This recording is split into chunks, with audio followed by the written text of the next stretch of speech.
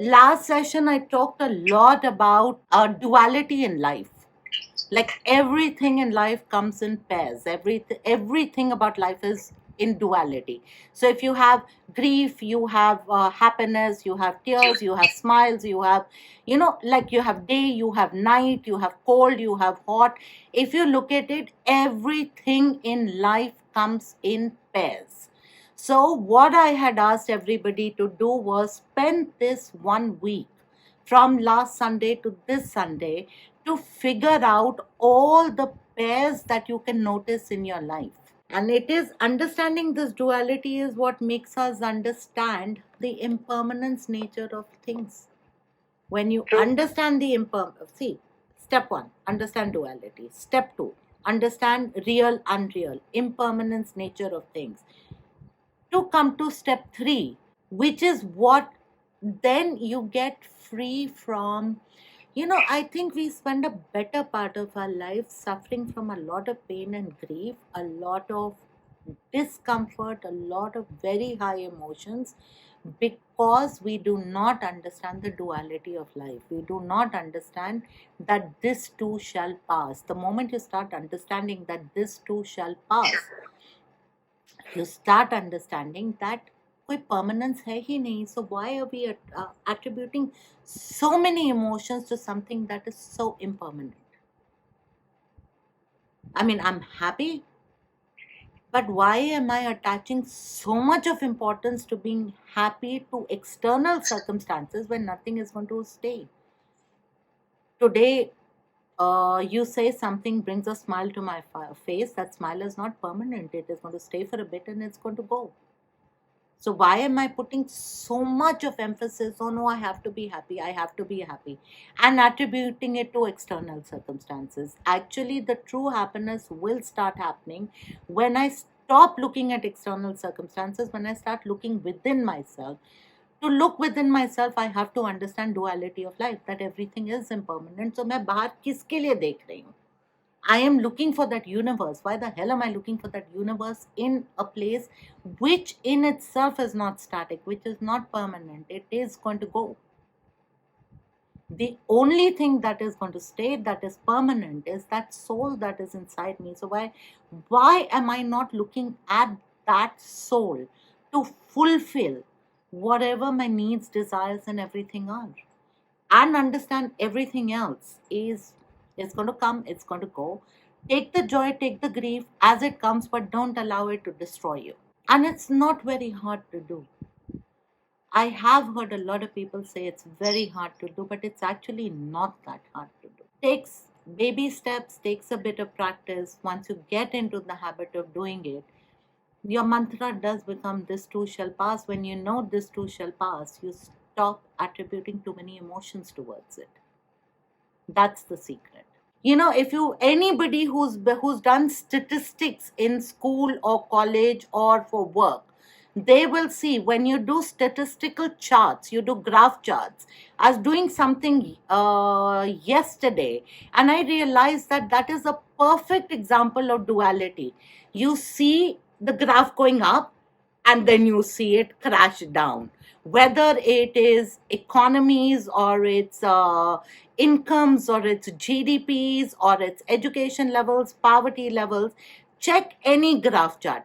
If it's gone up, it has descended, or if it is right at the bottom, it has gone up. Perfect example of what duality actually is in life. And this is true from every aspect of our life. Last time we studied up to verse 22, where Krishna is talking about the permanent nature of the soul and impermanent nature of the physical body. He talked about duality, which exists in every aspect of life, the biggest duality of life being life and death in itself. And using that as an example, he concludes that it is not very intelligent to grieve over the process of the soul leaving one body and adopting another. He brings up the cycle of life and death, he brings up birth and rebirth, and he, he hammers the point in again and again and again that if we know that this body that our soul is wearing is just another vessel and will be changed in due course of time, then why grieve over its passing? This is literally till stanza 23. Krishna is talking of Sankhya Yoga or Jnana Yoga, which is yoga of knowledge. So, in the yoga of knowledge, what he was giving was the realization that of real and unreal. The real is the soul. Anything that cannot be disturbed, changed, or destroyed is real. Anything that is impermanent in nature is unreal. This is also, guys, a point to understand that when we are living in this world, the world is a material world.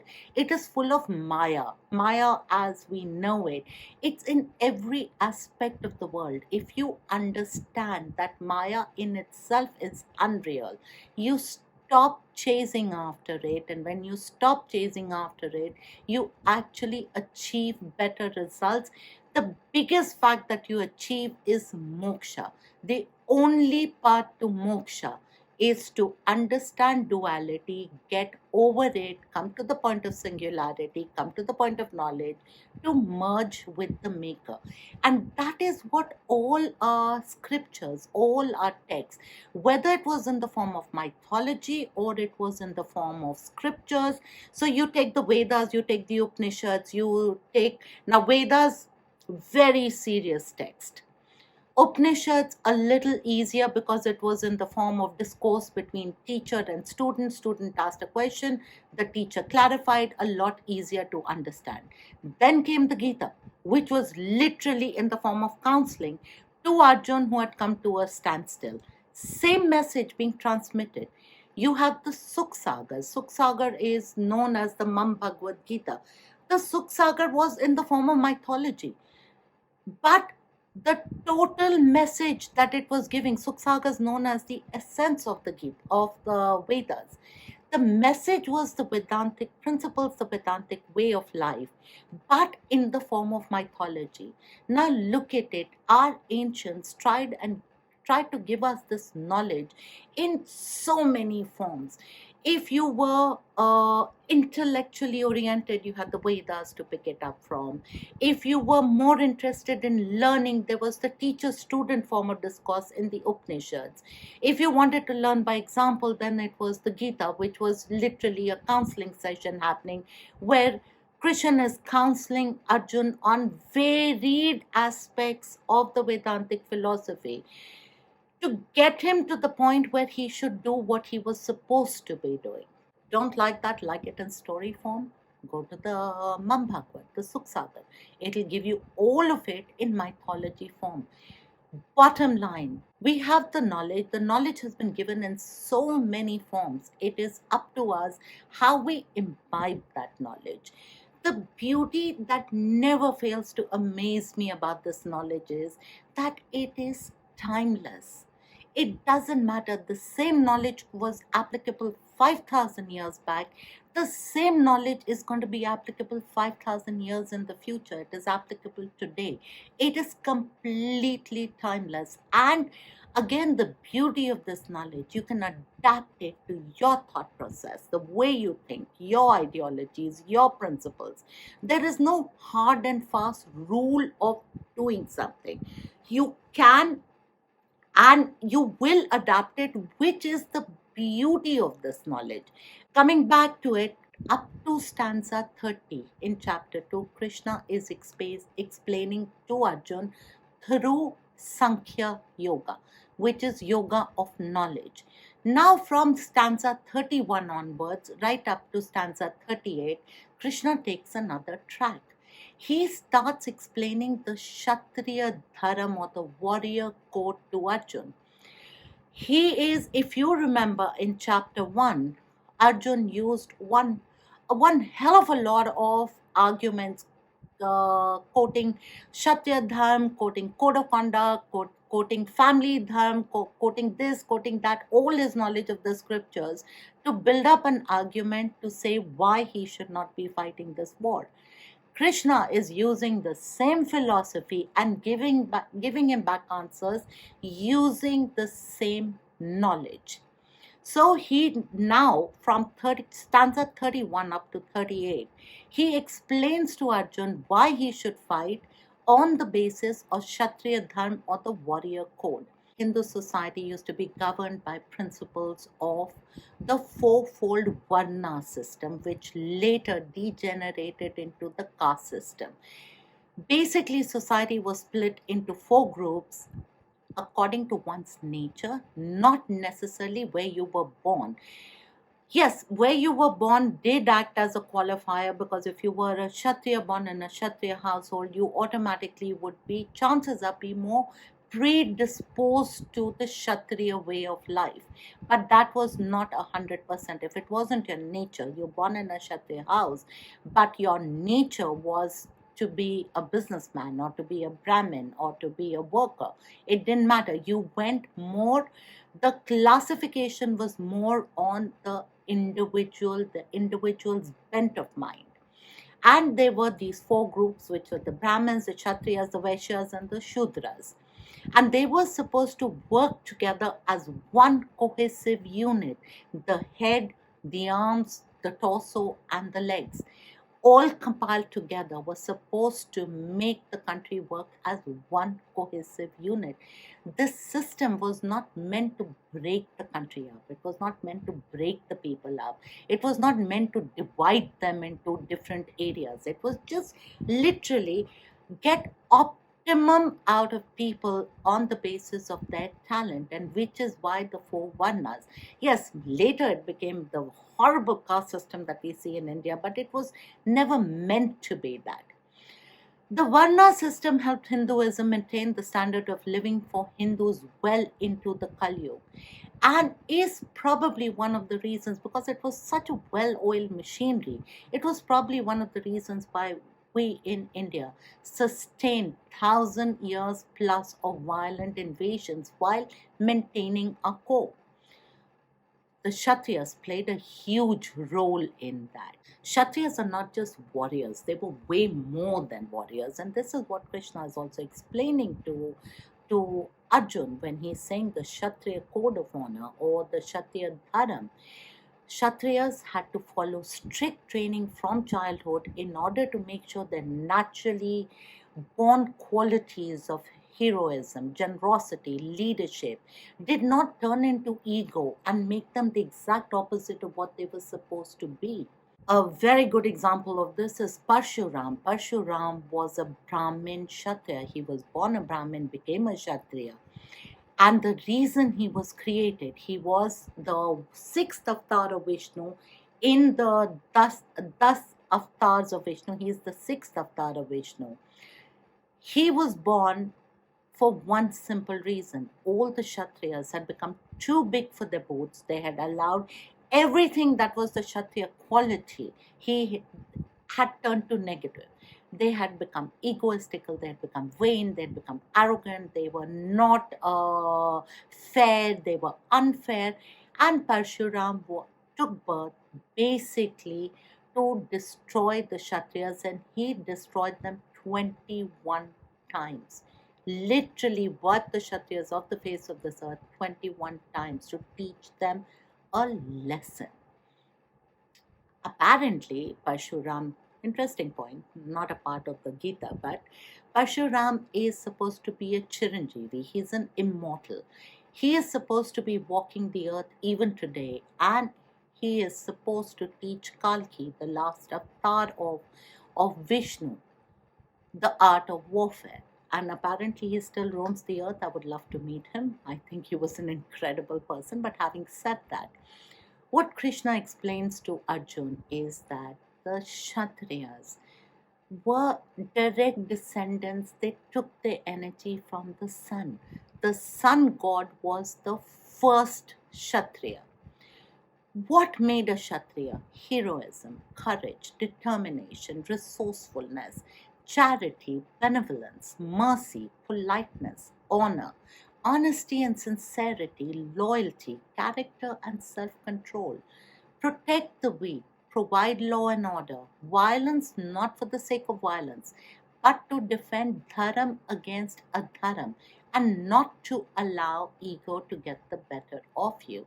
It was because the Kshatriyas at the time of Parshuram violated every code of Kshatriya honor. That Parshuram, that avatar was necessary, that he was born to actually teach Kshatriyas a lesson. Krishna explains to Arjun that as a Kshatriya, it is your duty to uphold the Kshatriya code of honor, which is to fight a dharma or fight against that which is not right. Arjun had put forward a huge argument, if you remember, that killing his kinsmen was wrong, killing his relatives, killing his gurus, killing people that he respected was not right.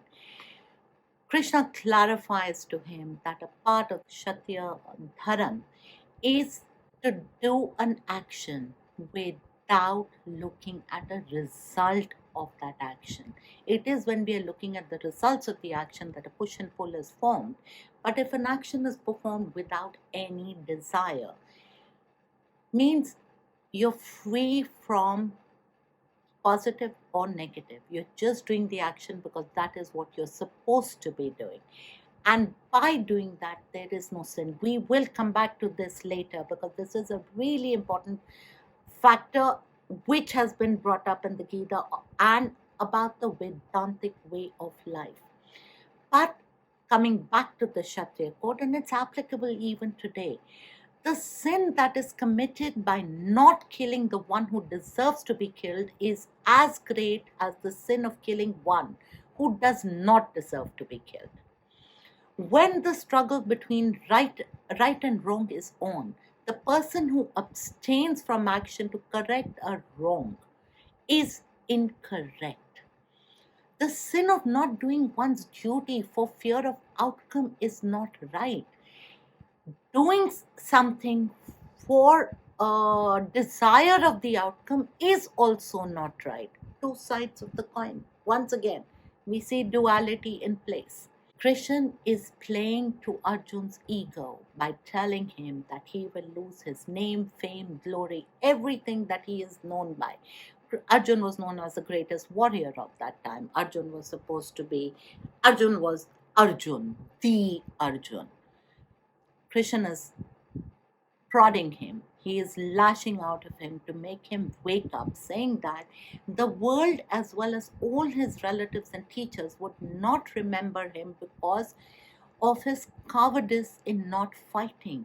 They're not going to ascribe reasons of grandeur to his not fighting. Nobody is going to say that, oh, Arjun didn't fight because he had compassion for his relatives, he had compassion for his friends, he didn't want to fight a battle, he didn't want to kill them. They are going to ascribe reasons of cowardice that Arjun ran away from the battlefield. Krishna further says that no matter, he is explaining to Arjun that no matter whether you win or you lose, if you lose your life, you in any case will attain martyrdom, which is for a Kshatriya the biggest place to be because according to philosophy, when you enter martyrdom, you automatically attain the highest levels. Chances are moksha, you get heaven.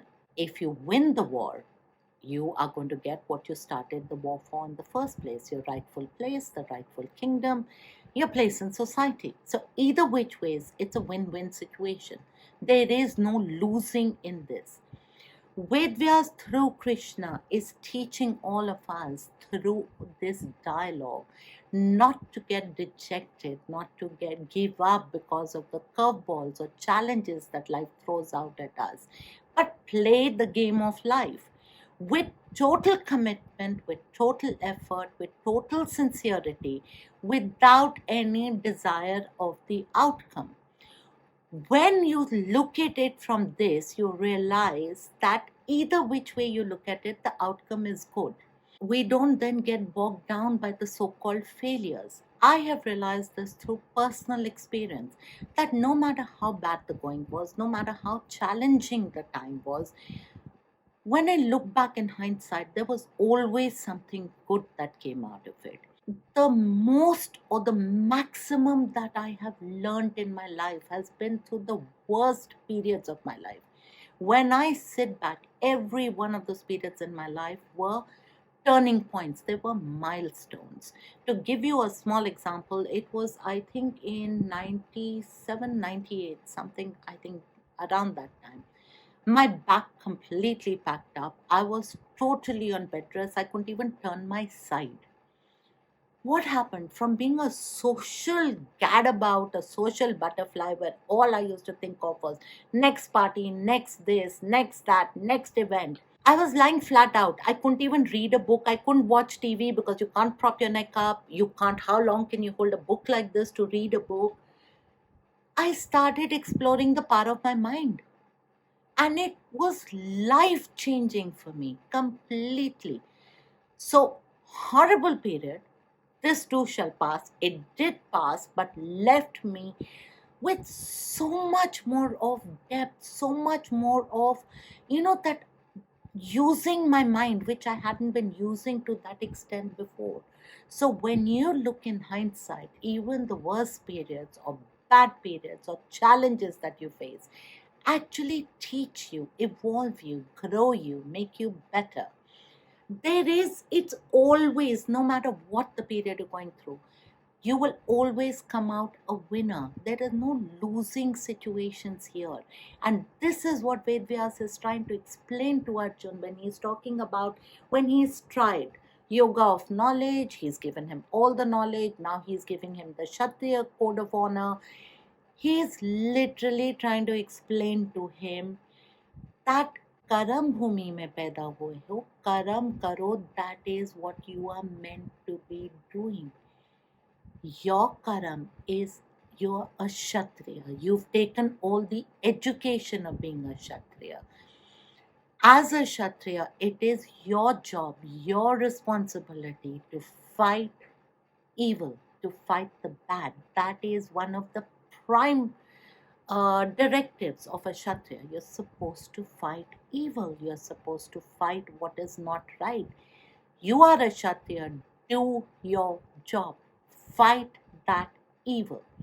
Also, with time, you will realize if you do a rough calculation about good times, bad times, coming back to duality for a second, it seems when we go through bad periods in life, it seems as if they last forever and ever.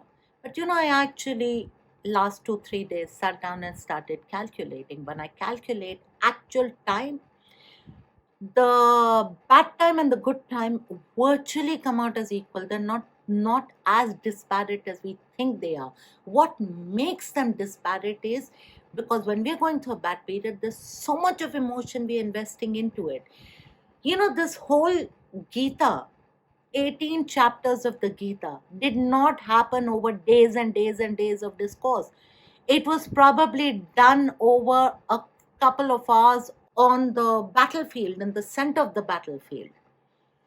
For Arjun, chapter 1, when he is raving and ranting, must have seemed a forever period because he would put so much of emotion into how upset he was, how bad he felt, how it was not nice, his fears, his own insecurities. For him, that one chapter, which probably, if you look at it in terms of dialogue, could not have been more than 5 to 10 minutes of dialogue, for him must have seemed like a lifetime. This is what we do to ourselves when we ascribe too much of emotion to something that is negative or something that is worrying us or fear or something. It seems to go on forever and ever, and the good times seem to pass like this in a split second. But if you do a calculation, it is not true. They're virtually at par. If you go hour by hour, minute by minute, day by day, or month or years, they will tally up to virtually a balance. They're not imbalanced. What makes them imbalanced is this and this.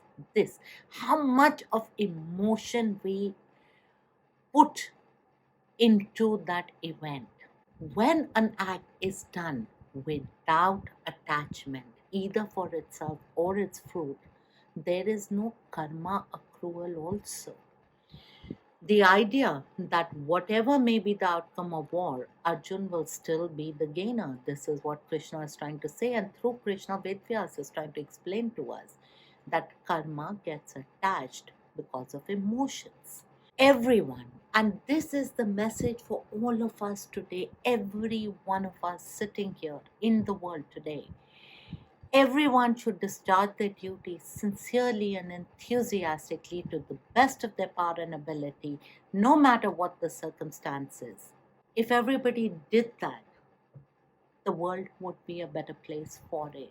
Also, no more accrual of negative energy. If I am sitting here in this session talking about the Gita, no results in my mind. There is actually absolutely no goal in my mind.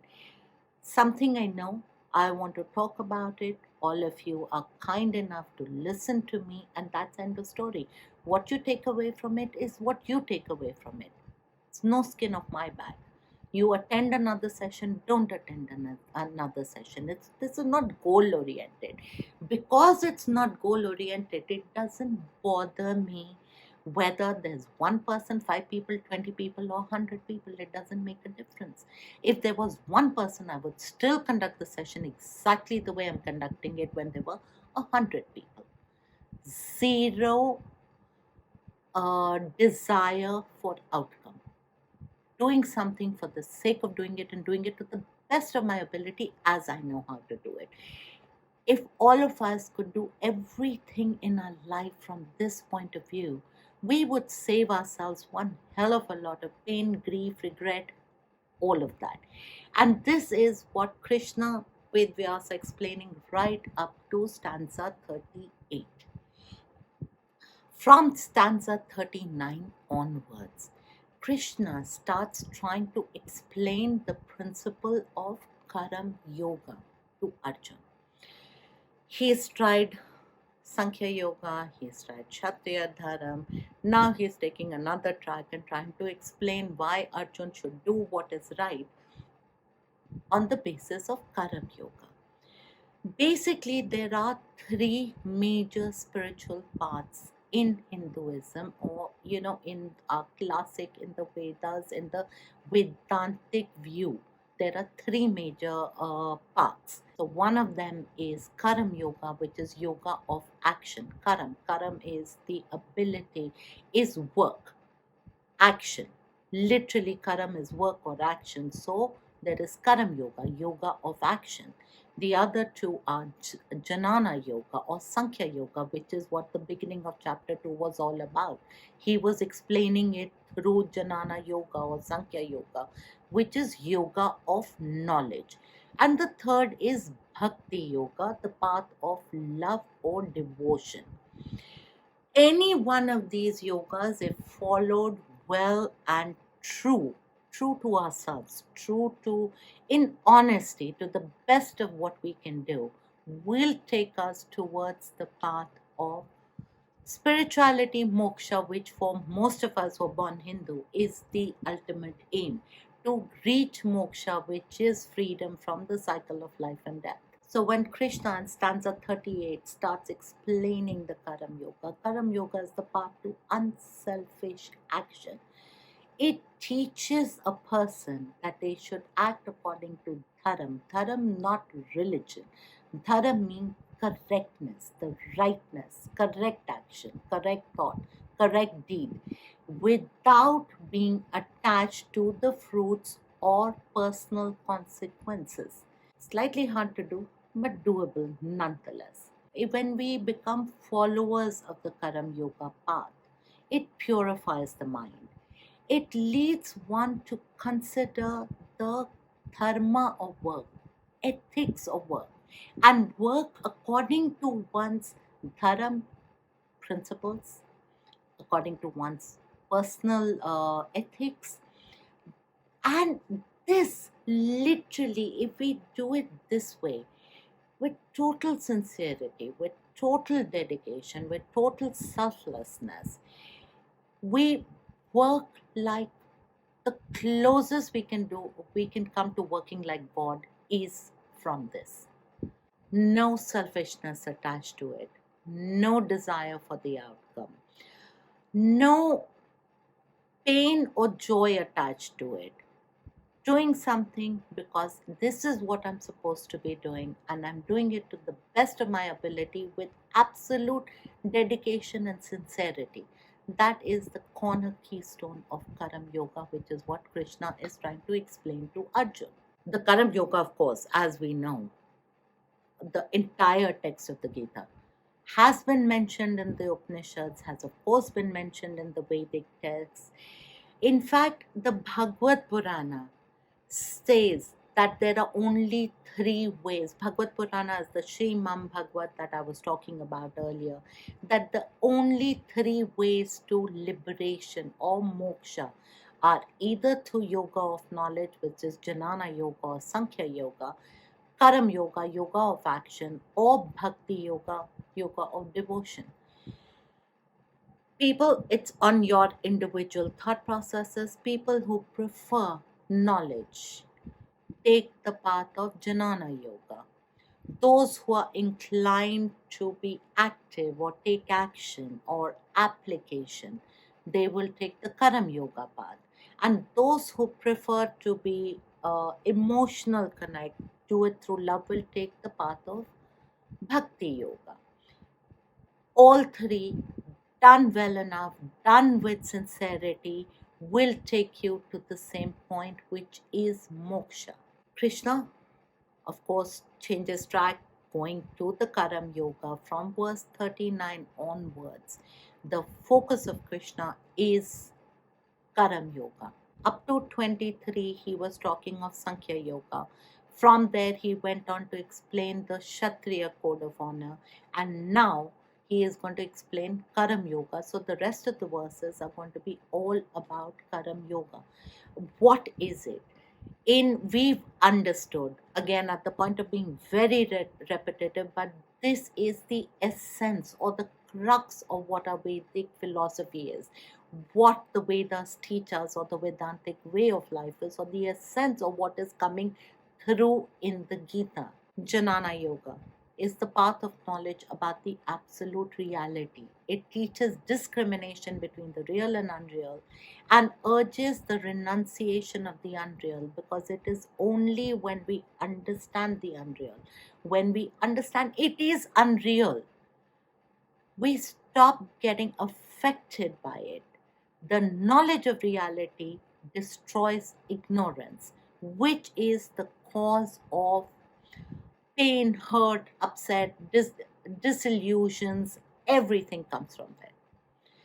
Karam Yoga is the path of action. The follower of this path engages in action without any desire for or attachment to the result of such action. He regards, so a Karam Yogi will regard himself as an instrument of a higher force. You want to call it God, you want to call it energy, you want to call it universe. And working from that point is working without any desire and attachment. What we need to understand, as I was speaking earlier, and I want to clarify here, attachments and emotions. When we perform an action, when there is a lot of emotion attached to it, a lot of attachment attached to that action, we create what is called vasanas or what is called karma. You know, all this karmic debt, karmic factor, all of this comes when we attach emotion, when we get too attached. To get attached, you have to attach emotion to an action. If I go up and I slap you, no emotion to it, there'll be no karmic factor attached to the slap I've given you. But on the other hand, you're receiving that slap and you have attached a lot of emotion to the slap I've given you. And through that emotion, you have slapped me back. You will accrue karma for that slap back. It is karma accrual is only done through emotion. A deed done without emotion, without attachment, without worrying about the outcome will not create a karmic factor in our life. This is the basic secret of Karam Yoga that Krishna is trying to explain to Arjuna. Hard to do, I know it is not the easiest to do. Very hard to have no emotions, no attachments, no desire for the outcome. But it is still doable, at least in baby steps, step at a time. You slowly start disassociating. And from experience, what I've seen is that it is not that they are saying zero emotions. What they're trying to say is you have your emotions, you have your pain, you have your joy, you have, nobody's taking all of that away from you. Nobody is saying become cold, become heartless, become lifeless. No, you have the emotions. What you don't do is you do not allow those emotions to dictate every action of yours. The emotions come, the emotions go. Allow them to come and go. Don't hang on to them. Don't build a story out of them. Don't make a full 3 hour movie out of that damn emotion. That is when the karmic factor will start coming into play. If you let an emotion come, you will let an emotion go. No karma gets attached and you don't get bothered by it. I did say this in one of the previous sessions. If somebody hits me, I am going to yell in pain. It hurts. But this pain is so temporary. It's come, it's gone. It's hurt for a minute and it's gone away. Similarly, let's take everything that life throws at us. Whatever the curveballs, whatever the challenges, whatever the lessons, whatever the discomforts that life throws at us, let's treat them as this hurt.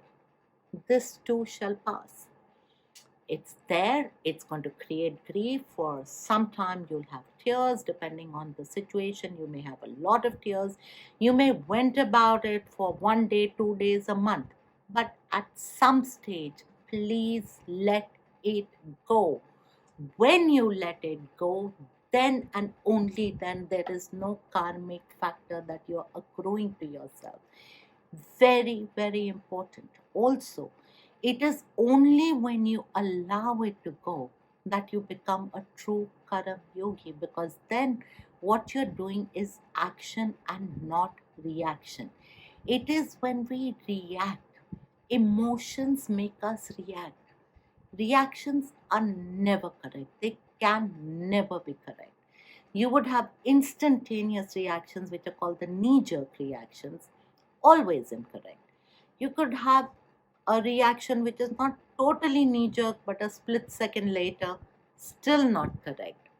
A true Karam yogi will not have reactions, will only have actions. This is the secret. This is what Krishna, Ved Vyasa, trying to explain to Arjun. You're a Karam yogi. Become a Karam yogi. Fight that battle. You're fighting the battle because it is your Kshatriya code of honor to do. You don't fight it for an outcome. Don't fight it because you want to kill people. You're fighting what you are supposed to fight, a dharam. That is why the battle. Forget the outcome. Do your karam. Your karam is as a Kshatriya to go fight that battle. If Arjun understands that, he will fight that battle because he goes beyond. He's got the yoga of knowledge, which is real and unreal. So, no matter who dies or doesn't die, the soul is never going to be touched. So, he actually is nobody. He can't kill anybody, he can't destroy anybody. All he's going to destroy is the body, which, in any case, is something that is meant to be discarded. This body that we all inhabit is not a permanent thing. We know it's not permanent. So, something that is so impermanent, why grieve over it? Very hard. Again, the beauty of Vedic philosophy, it gives you something that everybody can understand. So, if you're understanding, and this is what they explained in chapter 2. He started off with yoga of knowledge, but for a lot of people, it is very hard. They will understand it, but applicable of real and unreal, the yoga of knowledge is very difficult to absorb into day to day life.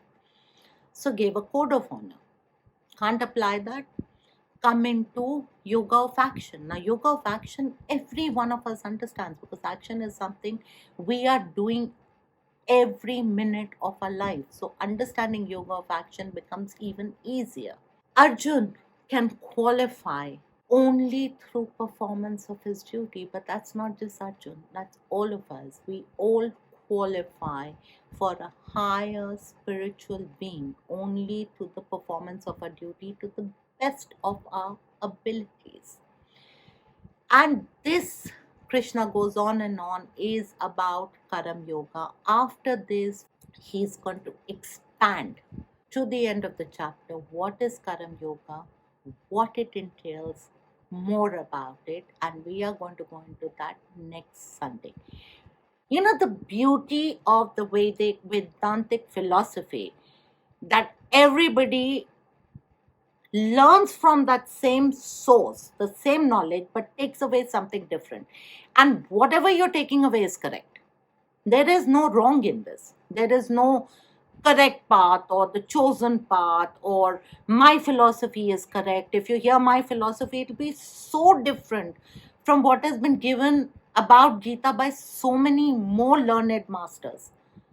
What you're taking away from what I'm talking, all of you who are sitting here will be taking away something totally different from what I've said.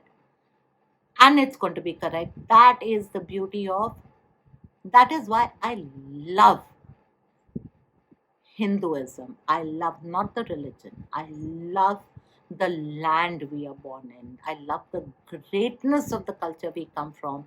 That it allows everybody the ability to think the way they want to. There are no rights and wrongs. It's all correct. That's the strength of the country we come from. That is why, like I mentioned earlier, thousands of years of invasions being raided, but we haven't lost the essence of the people that we are.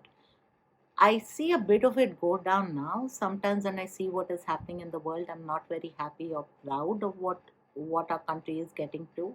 But overall, we are a nice. We have a beautiful culture. And I do love what Krishan says about the Kshatriya Dharma. And I think it's not just applicable to Kshatriyas, I think it's applicable to all of us. All of us need to fight evil, we need to fight adharm. I think it is a moral responsibility. And somewhere down the line, I think our younger generation, our kids and kids even younger than that, understand that way more than we do. We still, in our age group, my age group, we still, have this ability of saying, look, it's not about me, let's leave it on the side, I don't want to get involved. And I think that's a very, very wrong philosophy that we've been brought up in.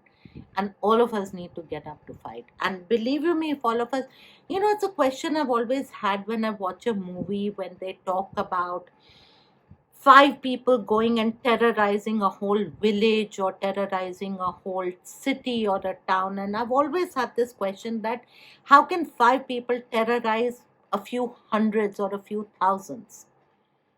But they can do that because those few hundreds or thousands are all people like us who don't want to get involved, who don't want to face it, who are so scared of the outcome, so scared of the result, so scared of either getting hurt or getting pulled into clashes or arguments, that we choose to allow a dharma to happen without taking action on it. And somewhere, yeah, jitna zyada main Gita पढ़ रही हूँ ना, I feel it's wrong.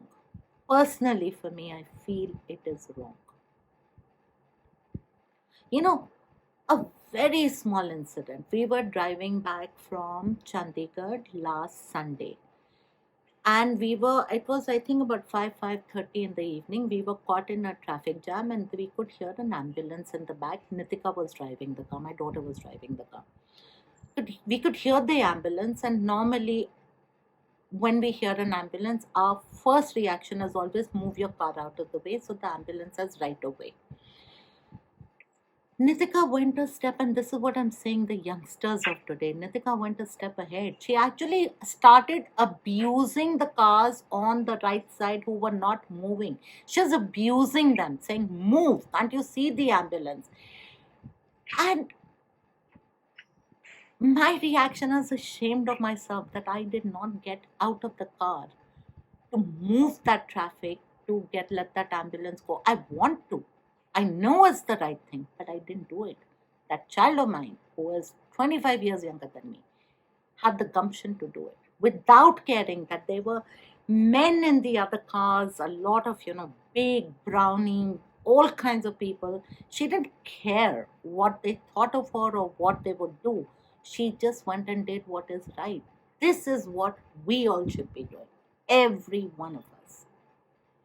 I was honest to God ashamed of myself that I did not open that car door, step up, and make way for traffic for that ambulance to go